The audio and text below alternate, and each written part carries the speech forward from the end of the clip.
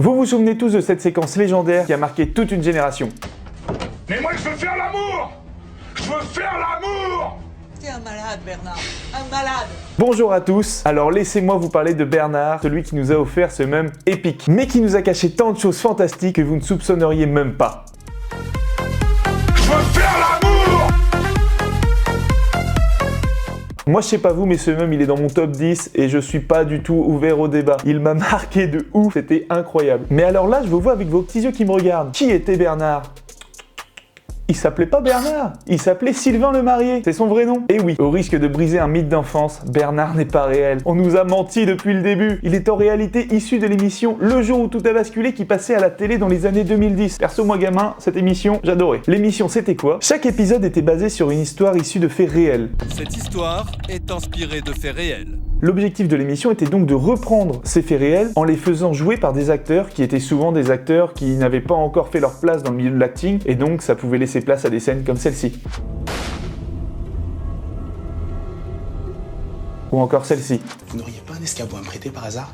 J'ai sonné à côté mais y a personne. Non, on grimpe pas aux arbres chez nous. Bon là c'est facile pour moi, je vous ai mis que les moments un petit peu, bon voilà, il y en a eu d'autres des bons. Non bon allez on continue. Là je vous vois tout déboussolé, mais il faut se rendre à l'évidence, cette séquence de Bernard est totalement fake. Elle est jouée en fait, c'était juste un acteur. Ça me fait autant de peine que vous. D'ailleurs ce que je vous propose c'est que maintenant on arrête de l'appeler Bernard. On l'appelle Sylvain Lemarié, pour de bon. Mais alors pourquoi Sylvain s'est-il retrouvé à jouer Bernard dans l'émission Le jour où tout a basculé ? Eh ben je vais vous le dire. Son épisode a été diffusé en 2015. Le titre de l'épisode, tenez-vous bien, Mon mari est accro aux jeux et au sexe. Donc voilà, dans cet épisode, Sylvain aka Bernard fait passer tout avant sa femme, ce qui me paraît plutôt logique. Et c'est pour ça que ça a donné place à cette scène culte, légendaire, mémorable. Je veux faire l'amour! Non, en réalité, il joue ce personnage, mais pas d'inquiétude, à la fin de l'épisode, Bernard et sa femme se sont réconciliés, regardez, c'est trop mignon. Virtuosité du médicament et manque d'informations. T'as bossé ton sujet? T'as regardé l'épisode dans le Pas en entier, non. Salaud. Cependant, il était trop tard. Après cet épisode, la séquence de Bernard réclamant à sa femme un brin d'amour et un brin de sexe est devenue virale sur internet. La vidéo est reprise sur Twitter, Instagram, tous les réseaux que vous connaissez, moi c'est les deux seuls que je connais, et Bernard est devenu culte. Et moi j'ai mené ma petite enquête, parce que je voulais savoir qui c'était vraiment Sylvain. Et ben j'ai pas été déçu. Faut savoir que cette personne, on le réduit tous à l'extrait de Bernard. Oh là là! Oh, il faut pas faire ça! En effet, il a eu une longue carrière de doubleur. Vous entendez? Eh oui! C'est lui qui a doublé nul autre que le personnage de Khal Drogo dans Game of Thrones. Une couronne pour le roi! Je vous mets le corps de Khal Drogo, joué par Jason Momoa ici, et le corps de Sylvain ici. Il y a une légère différence. Mais c'est pas tout, il a aussi prêté sa voix pour la série Viking, pour le film X-Men, Star Wars, Star Trek et tant d'autres. Malheureusement, Sylvain nous a quittés en avril 2023, à l'âge de 70 ans. Pour nous parler de lui, sa femme avec qui il a passé plus de 40 ans de sa vie a accepté de répondre à nos questions. Venez avec nous. Bonjour Anne. Bonjour, Tanguy. C'est ça, super. Ça commence bien. Déjà, la question qu'on se pose tous, est-ce que Sylvain était au courant en fait de cet extrait vidéo qui était sorti et qui avait été diffusé en masse sur les réseaux? Est-ce qu'il était au courant qu'il existait? Ouais. Ouais, il était au courant. Ça l'a surpris, puis ça l'a amusé. Et donc ce Sylvain, il n'a pas fait que ça. Ah bah non. Bah déjà, comment il s'est retrouvé en fait là-dedans? Comment ça a commencé lui? Il a toujours voulu faire du théâtre. Ouais. Il a fait le conservatoire d'Amiens. Il est parti en tournée très vite avec la pièce qui s'appelle Les Misérables avec Jean Marais. Puis il m'a mis en scène et puis voilà. Et justement, si vous devez estimer en fait combien de pièces il a joué ou mis en scène même, Moins 2 ou 3 par an sur 50 ans. ça fait Voilà. 50. Voilà.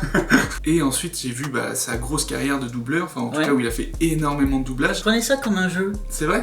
C'est une autre technique que le théâtre. Hein. Vous avez montré des photos, il aime beaucoup se déguiser et je pense que c'est aussi ça, le doublage, c'est en fait c'est une sorte de déguisement visuel. Et comment il s'est retrouvé par contre à jouer dans cette série Le jour où tout a basculé? Je crois que c'est son agent qui lui a présenté le réalisateur. Il savait très bien que c'était pas Ouais, il très est... bonne qualité. Mais il est allé comme ça pour s'amuser. Et comment ça se passait? Ben, il a le texte 2 jours avant, le costume c'est son costume, enfin c'est ses affaires. Il Enfin, vient les mains dans les poches un peu et puis c'est débrouille-toi. ouais, c'est ça, débrouille-toi. Ouais, il l'a vécu quand même comme une bonne expérience rigolote ou si c'était à faire, il l'aurait Il peut-être en pas a fait refait. un, il en a pas fait 2. Voilà. Parce que c'est quand même. On dans le track parce qu'il n'y a pas de répétition, il n'y a rien. Enfin bon. Allez, vas-y. Débrouille-toi, allez. C'est ça. Fais. C'est ça. Le Là, réalisateur dit bon, il y a 3 caméras, on tourne jusqu'au bout. C'est-à-dire, ça dure 1 heure, on tourne 1 heure. Bon. Et je vois derrière qu'on a un compagnon. Ouais, il s'appelle Armand. Et ouais, qu'est-ce qu'il fait là? C'est Eh ben, assez original. C'est très simple. Hein. Pour ses 50 ans, je demandais à Sylvain qu'est-ce que tu veux. Il me dit bah écoute, les petites filles ont leur poupée Barbie, moi je voudrais un squelette taille humaine. À l'époque, on habitait rue des Dames, dans le 17e, et avec une petite terrasse. Et alors, il l'habillait comme une Barbie, pantalon ou short l'été.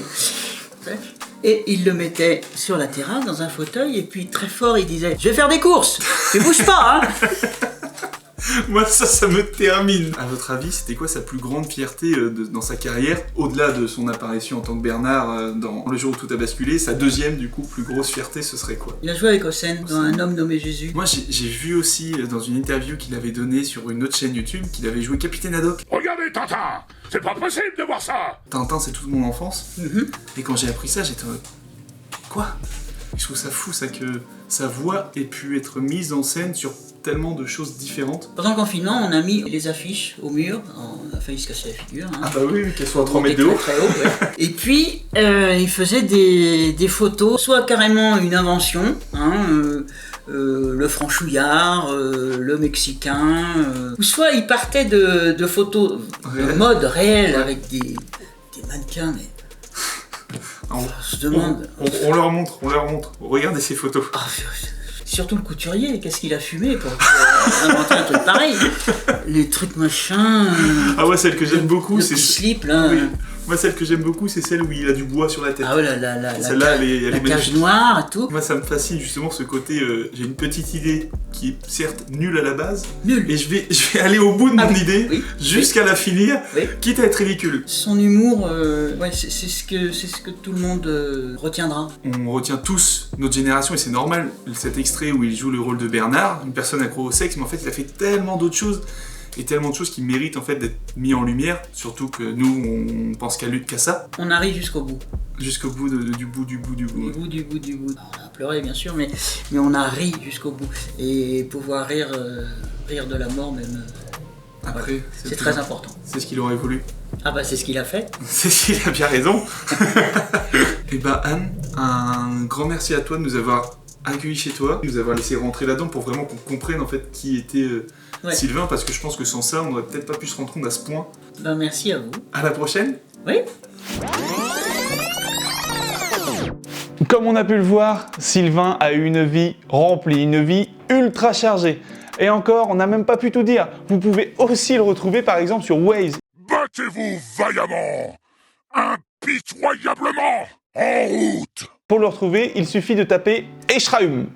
Oh oui, comme c'est écrit. Il a aussi prêté sa voix pour des jeux vidéo ultra connus comme Assassin's Creed, League of Legends dans lequel il joue Gragas, ou encore le jeu Zelda sorti tout récemment. Enfin, vous l'avez compris, si on aurait voulu résumer toute sa vie, il aurait fallu une vidéo de plus d'1 heure. Je trouve ça fou comment derrière le mème de Bernard, il y a toute une vie encore plus folle que ce que n'était le mème en lui-même.